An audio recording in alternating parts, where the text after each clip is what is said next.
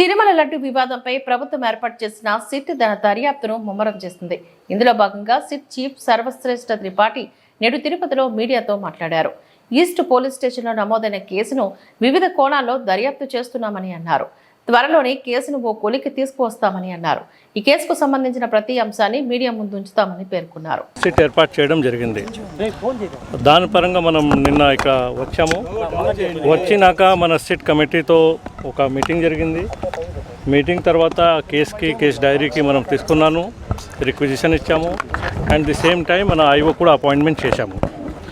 Further దాంట్లో కేసులో study చేస్తూ డిఫరెంట్ టీమ్స్ మనం డిఫరెంట్ ప్లేస్లో కోసం ఇన్వెస్టిగేషన్ కోసం మనం పంపిస్తాము.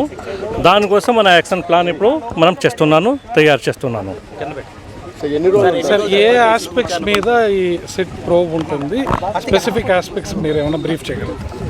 సో సిట్లో కంప్లైంట్ మనకేం వచ్చింది, ఏఆర్ డైరీలో దాంట్లో కల్తీ నెయ్యి గురించి, దీని గురించి వేరియస్ ఆస్పెక్ట్లో అన్ని కోణాలతో ఏం జరిగింది, ఎలా జరిగింది మనం టీం ఫామ్ చేస్తూ ప్రతి ఒక్క సబ్జెక్ట్ మీద మనం దర్యాప్తు చేస్తాము.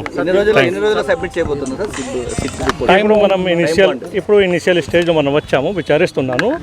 టైం టు టైం మీకు ఏం ఫర్దర్ ఇన్ఫర్మేషన్ ఉంటే మీకు ఇచ్చేస్తాం. Thank you.